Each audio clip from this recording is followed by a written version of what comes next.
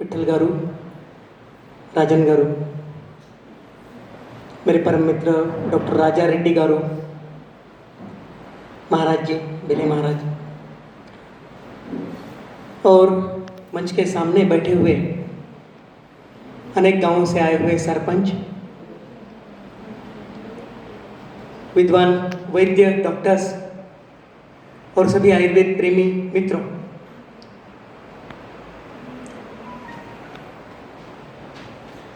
धन्वंतरी वंदना का जो श्लोक मैंने सबसे पहले कहा,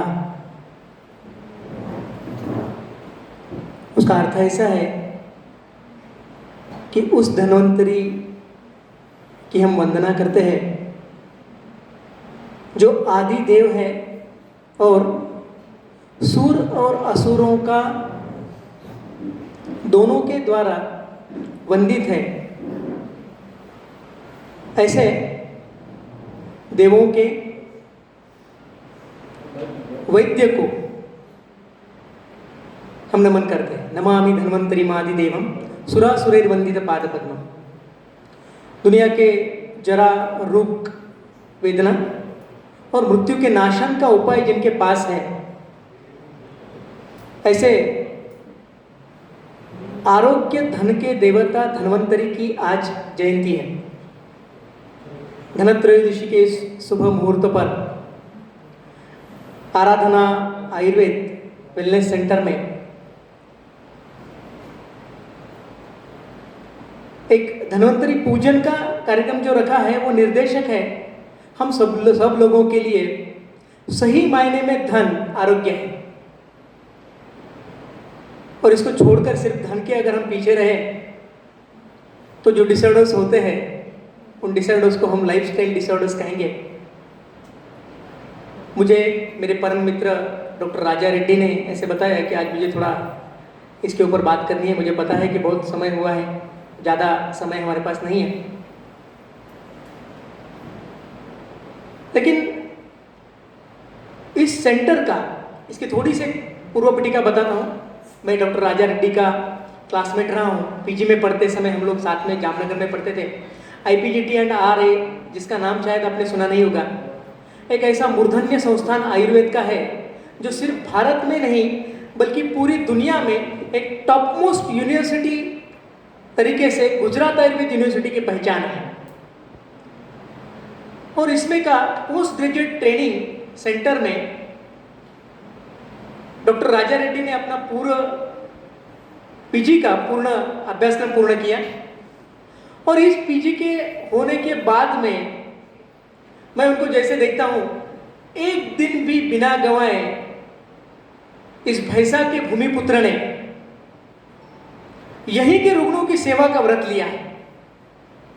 गत 25 वर्षों से आयुर्वेद का विचार मन में रखकर और अनेक आयुर्वेद के सेंटर्स को विजिट करते हुए मैं जब भी उनसे मिलता था तब यही विषय रहता था कि मुझे इस प्रकार का सेंटर एस्टेब्लिश करना है जिसमें आयुर्वेद का सही मायने में काम। आराधना आयुर्वेद की स्थापना, एस्टेब्लिशमेंट, ये कोई एक दिन में हुआ या एक साल में हुआ काम नहीं है। हमें पता है, मैं उनके साथ में 25 सालों से हूं और शायद इसका विचार राजा रेड्डी ने जब आयुर्वेद के स्नातक के लिए प्रवेश लिया हो, BMS के लिए प्रवेश लिया हो, तब से चल रहा हो। और आयुर्वेद के मूर्धन्य संस्थान IPGT एंड R में इसकी दृढ़ संकल्पना उन्होंने की हो। आज मुझे बहुत आनंद होता है कि इस धन्वंतरि जयंती के अवसर पर इस वेलनेस सेंटर में मुझे मिलने का और यहाँ पर आपके सामने प्रस्तुत होने का अवसर मिला। आप सभी लोगों में जैसे डॉक्टर राजा रेड्डी डॉक्टर है, वैसे आप समाज के डॉक्टर हैं और समाज के अनेक क्षेत्र में समाज सेवा का व्रत लेकर आप लोग भी काम करते हैं। वैदिक क्षेत्र में काम करने वाला आराधना आयुर्वेद मुख्यतः लाइफस्टाइल डिसऑर्डर्स पर काम करेगा, ये आप लोगों को भी सभी को मालूम है। अभी लाइफस्टाइल डिसऑर्डर्स है क्या? तो सही पूछे तो लाइफस्टाइल का मतलब है हमने स्टाइल के पीछे जाते हुए हमारी लाइफ की तरफ अनदेखी की और इसलिए जो डिसऑर्डर्स हुई वो लाइफस्टाइल डिसऑर्डर है। हमारी परंपरा में वर्षों से चली आ रही, वेद काल से चली आ रही शास्त्र शुद्ध परंपरा में जो चीजें हमें विरासत में मिली उनको हमने छोड़ दिया और हमारी स्टाइल बदल दी। और इसकी देन है आज के लाइफस्टाइल डिसऑर्डर्स। लाइफस्टाइल डिसऑर्डर्स थोड़ी सी चर्चा भी करेंगे। लाइफस्टाइल डिसऑर्डर्स में आपको सब अभी डॉक्टर राजा रेड्डी ने जैसे बताया, ओबेसिटी है, डायबिटीज है, ब्लड प्रेशर है, ये सभी परम मित्र है एक दूसरे के। एक होता है वहां, दूसरा होता ही है जनरली। और इनके साथ में मिला हुआ एक कोई ये पूरी गैंग है, हार्ट डिसीज और कई सारे व्याधि, शारीरिक हो या मानसिक, ये सभी हमारे बदली हुई लाइफस्टाइल की देन है। बहुत छोटे छोटे उदाहरण से इसको स्पष्ट किया जा सकता है। हमें ऐसा बताया जाता है कि हमें दिन में सोना नहीं चाहिए, रात में जागना नहीं चाहिए। दिन में खाना खाने के बाद सोना क्या दुष्परिणाम करता है, इसकी कल्पना सिर्फ आयुर्वेद का ज्ञाता वैद्य ही कर पाएगा। बाकी लोगों में जिनमें इसकी रूढ़ी पड़ गई है, जिसमें आदत हो गई है, वो लोग ये जानते ही नहीं है कि दिवस स्वप्न के परिणाम से हम क्या किन किन व्याधियों को निमंत्रण देते हैं। आपको ये मालूम है कि नाइट शिफ्ट में काम करना एक हमारी लाइफस्टाइल का एक पार्ट बन गया है। आईटी में काम करने वाले विद्वान, आईटी में काम करने वाले हमारे दोस्त 8-9 घंटे स्क्रीन के सामने बैठे रहते हैं, दिन का रात करते हैं, रात का दिन करते हैं और बायोलॉजिकल क्लॉक को उल्टा कर देते हैं। उनको ये समझ में नहीं आता कि हम बायोलॉजिकल क्लॉक को उल्टा करेंगे तो नेचर हमें एक ना एक दिन उल्टा कर देगा। बायोलॉजिकल क्लॉक नेचर के ट्यून में बना हुआ और इसी के कारण हमारे परंपरा से चला आ रहा, जिन्हें हमारे ऋषियों ने, मुनियों ने अभ्यास के और अध्ययन के, इतना ही नहीं रिसर्च के बेसिस पे स्टैब्लिश किया हुआ है। इन स्टाइल को, इस लाइफस्टाइल को छोड़कर हम वेस्टर्न लाइफस्टाइल की ओर जाए तो होने वाले परिणाम इसी प्रकार में होंगे, जिसमें ओबेसिटी होगा, डायबिटीज होगा, 30-35 की एज में होने वाला हार्ट अटैक होगा, स्ट्रेस के कारण होने वाले अनेक मानसिक विकार होंगे जो ऊपर से दिखाई भी नहीं देंगे। हम लोगों के चेहरे पे आज वो हास्य नहीं है जो हमारे नाना नानी, दादा दादी के चेहरे पर है। क्यों? क्योंकि हम लोगों के दिल में बहुत बड़ा स्ट्रेस है और उस स्ट्रेस को लेकर हम हलते चलते हुए स्ट्रेस के पुतले की तरह काम कर रहे हैं। काम का टेंशन है, जिन चीजों का होना नहीं चाहिए उन चीजों का टेंशन है, और जिस चीजों में हमें समय देना चाहिए, जैसे वेलनेस सेंटर की कमान में, वहां पे मैं जब कल एंटर हुआ रात में, तो वहां से चलते आते हुए मैंने एक बात का अनुभव किया कि इस परिसर में, इस वातावरण में एंटर होते ही एक प्रकार का रिलैक्सेशन आ जाता है, एक प्रकार की प्रसन्नता मन को छू लेती है। हर जगह की अपनी एक प्रभाव होता है। और इस सेंटर के पीछे डॉक्टर राजा रेड्डी का जो विशुद्ध और शास्त्र शुद्ध प्रयास है, उसके कारण इस वेलनेस सेंटर में आपको रिलैक्सेशन का अनुभव करने मिलेगा, जो रिलैक्सेशन आज हम खो चुके हैं। इसकी सबसे ज्यादा जरूरत हमारी पीढ़ी को, आज की लोगों को है, और इनके कारण ही यही लाइफ। अब ऐसा कहा जाता है, समझो किसी बैक्टीरिया के कारण कोई डिसीज होता है तो उसका उपाय क्या है? उसका उपाय है बैक्टीरिया को मारो। किसी वायरस के कारण कोई डिसीज होता है तो उसका उपाय क्या है? आज तक हम खोज नहीं पाए हैं कोई वैक्सीन कोरोना के लिए। और पूरी दुनिया को, हमारी लाइफस्टाइल को फिर से एक बार रिव्यू करने का चांस कोरोना ने मिला के दिया है। फिर से एक बार पीछे मुड़कर देखने का एक अवसर कोरोना ने हमको दिया है। इसने बता दिया है कि साइंस नेचर के आगे नहीं है। इसने बता दिया है कि हर एक चीज की दवा हमारे पास नहीं है,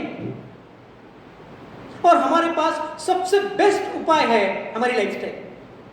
कितने लोगों ने हमारी लाइफस्टाइल बदल दी। अभी मेरी कुछ लोगों से बात हो रही थी, महाराज ने ऐसा बताया, पहले महाराज ने, कि कोरोना जब से शुरू हुआ है मैं ना तो हैदराबाद में गया हूं, ना नांदेड़ में गया हूं, वरना मैं रोज जाता था। ये लाइफस्टाइल बदल दी। डॉक्टर राजा रेड्डी का इस वेलनेस सेंटर के पीछे शायद यही विचार है कि आपको उस लाइफस्टाइल की ओर लेके जाना है जो लाइफस्टाइल आपको हेल्थ प्रदान करेगी। बैक्टीरिया को मारना या वायरस को मारना ये कोई उपाय नहीं है। बैक्टीरिया को मारना अगर उपाय होता, दो थॉट है, एक थॉट ऑफ सॉइल और थॉट ऑफ सीड। हम आयुर्वेद वाले इस विचार में विश्वास रखने वाले हैं कि जिस भूमि में बीज पनपता है उस भूमि का विचार पहले करिए। जिस शरीर में बैक्टीरिया आता है उस शरीर का विचार पहले करिए। बैक्टीरिया सब में रोग पैदा नहीं कर सकता, कुछ लोगों में करता है, कुछ लोगों में नहीं करता है। फिर कुछ लोगों में नहीं करता है, इसका कारण क्या है? इसको हम इम्यूनिटी कहते हैं। ये इम्यूनिटी आती कहां से है? ये इम्यूनिटी आती है हमारे रोज के खान पान में से, हमारे रोज के रहन सहन में से, हमारे सोचने की पद्धति से, हमारी आहार निद्रा, इन सभी चीजों से। हम लोग अगर शारीरिक परिश्रम नहीं कर रहे हैं, अभी डॉक्टर राजा रेड्डी तेलुगु में बोल रहे थे, मुझे तेलुगु तो बहुत समझ में नहीं आता है, लेकिन विषय प्रिंसिपल्स के सेम होते हैं इसलिए कुछ बातें समझ में आती है कि दिन भर से हम कितनी देर बैठे रहते हैं, इसका कुछ उन्होंने गणित सुनाया सुबह से लेकर शाम तक। और सिर्फ बैठे रहना कितनी चीजों का कारण हो सकता है, इसको आप मेडिकल रिसर्च में निकाल कर पढ़ लीजिए। शारीरिक परिश्रम हमने छोड़ दिया, हमने चलना बंद कर दिया है। हम घर से निकलते हैं, गाड़ी में बैठते हैं और ऑफिस में बैठते हैं, दिन भर ऑफिस में एसी में बैठ के काम करते हैं। हमने शारीरिक परिश्रम छोड़ दिया, लेकिन जिसको काम करना चाहिए वो शरीर काम नहीं कर रहा है, और जिसको आराम की सख्त जरूरत है, ऐसे हमारे दिमाग को हम आराम नहीं दे रहे। इसके कारण निर्माण हुआ स्ट्रेस।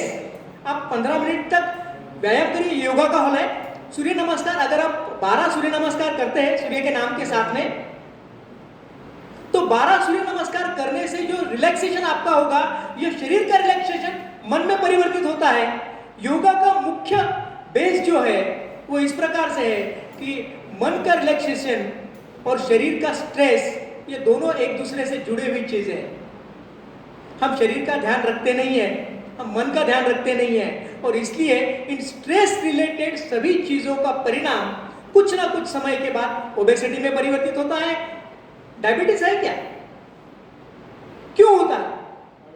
शक्कर खाने से डायबिटीज होता है? ऐसी तो बात नहीं है। यह हार्ट डिसीज, हमारे नाना परनाना कितने सालों से घी बहुत प्रचुर मात्रा में प्रयोग करते आ रहे हैं, उनके आर्टरीज में कभी ब्लॉकेजेस नहीं देखे गए। हम लोगों के ब्लॉकेजेस क्यों हो रहे हैं? क्योंकि इस कोलेस्ट्रॉल का कारण मूलतः घी में नहीं है, मूलतः शारीरिक परिश्रम के अभाव में है। खेत में जाते हुए 10-15 किलोमीटर चलते जाते थे और इसके बाद में प्रचुर घी का और दूध का प्रयोग करते थे, ना कोलेस्ट्रॉल होता था, ना कोई हार्मोनल इंबैलेंस होता।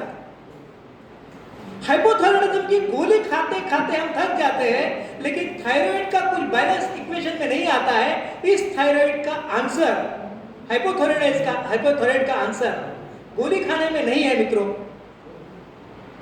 आयुर्वेद में स्थौल्य की चिकित्सा बताते हुए इन्होंने बताया है कि आपको अगर समवंश प्रमाणस्तु समसहनोरा दुडेन्द्रियो विकाराणाम न बरेना विभूयते, यह स्वास्थ्य की व्याख्या है। Merely absence of disease is not health।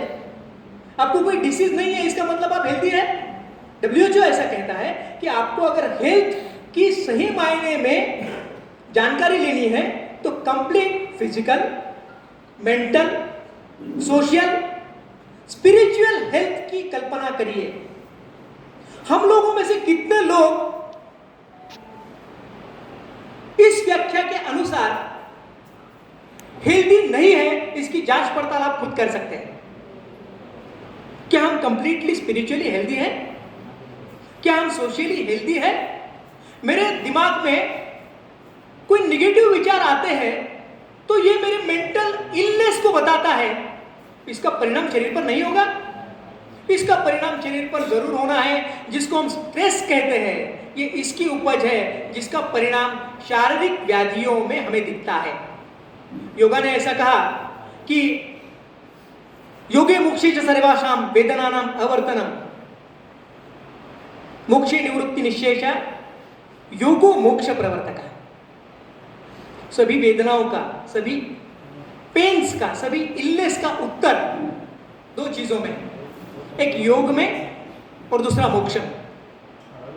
Patanjal योग सिर्फ आसन करने की कला नहीं है। पतंजल योग एक complete physical and mental health के लिए डिजाइन किया हुआ शास्त्र है, और इस शास्त्र का आयुर्वेद के साथ मिलाप करके हमको आरोग्य की संकल्पना दृढ़ करनी होगी।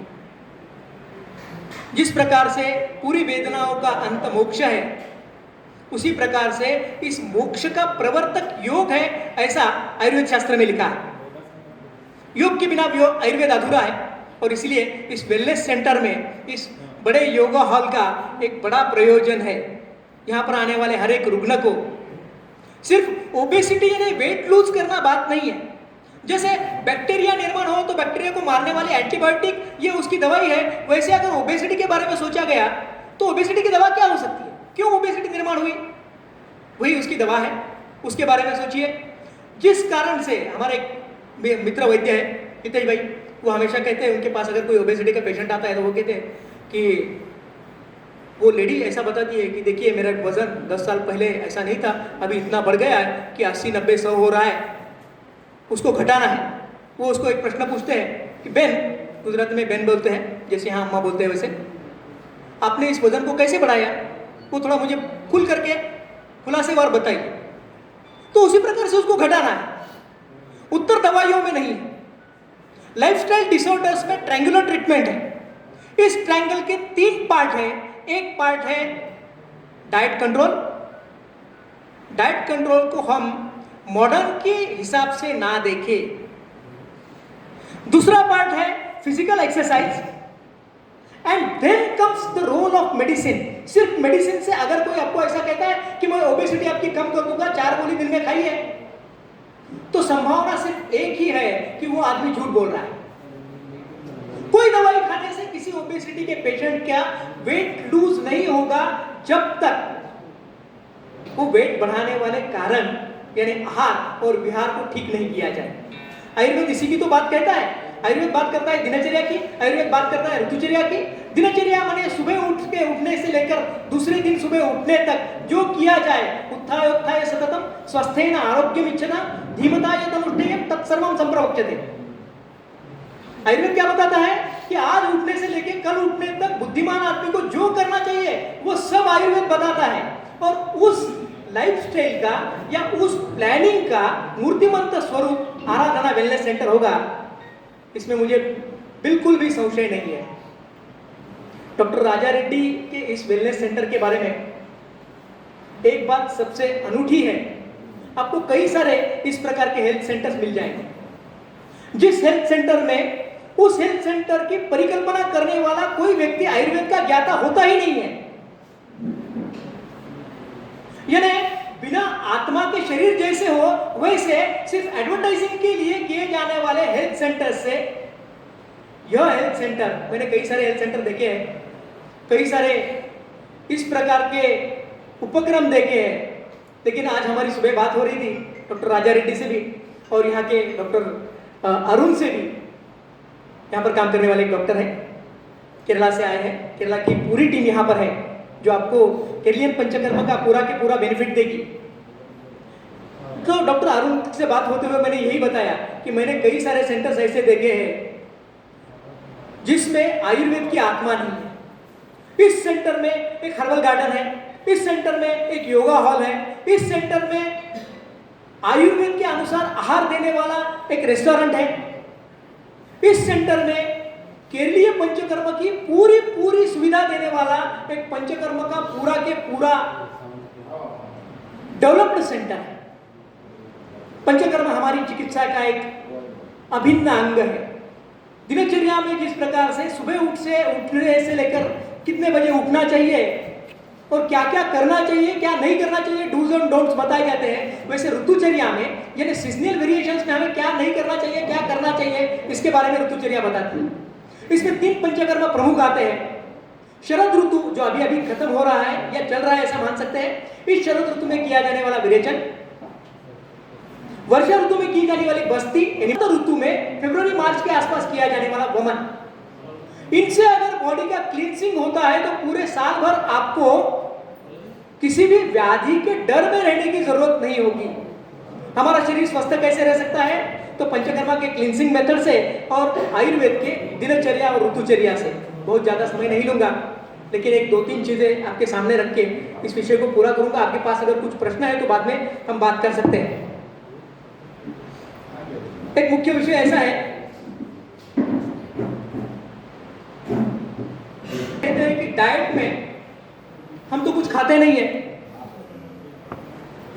फिर भी वेट कैसे बढ़ता है? जो टेबल पे सभी खाते हैं वो भी वही मैं खाता हूं, लेकिन मेरा वेट बढ़ता है, बाकी लोगों का वेट नहीं बढ़ता है।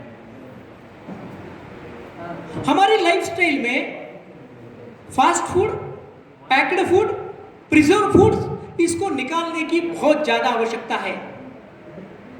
और इसके साथ खाने के बारे में सिंपल नियम, स्निग्धम अश्नीयात, रोज के खाने में स्निग्धता होनी चाहिए। उष्णम अश्नीयात, गरम गरम ही खाना चाहिए। हितम अश्नीयात, जो चीजें अहितकारक आयुर्वेद ने बताई है उनको छोड़ना पड़ेगा। मितम अश्नीयात, भूख से थोड़ा कम खाना चाहिए। इन 4 रूल्स का अगर आप फॉलो करते हैं तो आपको आहार से होने वाले कई सारे डिसीजेस को इजीली छोड़ने की शक्ति आएगी। स्निग्धम अश्नीयात, उष्णम अश्नीयात, हितम अश्नीयात, मितम अश्नीयात, काले अश्नीयात, समय पर खाना चाहिए। एपीडी की बात राजा रेड्डी डॉक्टर ने की। हमारे स्टमक का म्यूकोजा हमारे ही एसिडिक सिक्रेशन से डाइजेस्ट हो जाता है और उसको हम अल्सर कहते हैं। लेकिन सबके शरीर में एसिड होते हुए हमारे म्यूकोजा को क्यों वो डाइजेस्ट कर रहा है, बाकी लोगों के म्यूकोजा को क्यों नहीं डाइजेस्ट कर रहा है? तो इसके पीछे ऐसा कहते हैं कि हरी भरी करी का डिसीज है, स्ट्रेस इसके पीछे कारण है। क्या ये लाइफस्टाइल का डिसऑर्डर नहीं है? क्या इसका उपाय आपका मन की शांति या रिलैक्सेशन नहीं हो सकता है? आपको एंटासिड्स खा के इन एपीडी से कभी मुक्ति मिलने वाली नहीं है मित्रों। आपको इंसोम्निया के लिए टैबलेट खा के कभी नींद आने वाली नहीं है मित्रों। आपके मानसिक विकारों का उत्तर साइकियाट्रिस्ट के पास नहीं है मित्रों। इन सभी का उत्तर आयुर्वेद के पास है, इन सभी का उत्तर योग के पास है।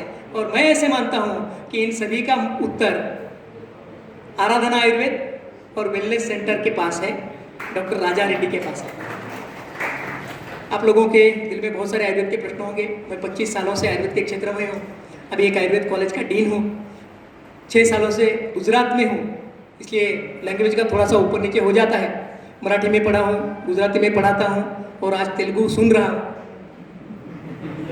लेकिन फिर भी आपकी कुछ शंकाएं हो या आपसे कुछ बात करने का मौका मिले तो थोड़ी देर के बाद हम कर सकते हैं। अभी शायद सभी आने वाले लोगों को जाने की जल्दी भी होगी, आप लोगों के भी खाने का भी समय हुआ है। यहाँ पर पूरा करता हूँ। धन्यवाद।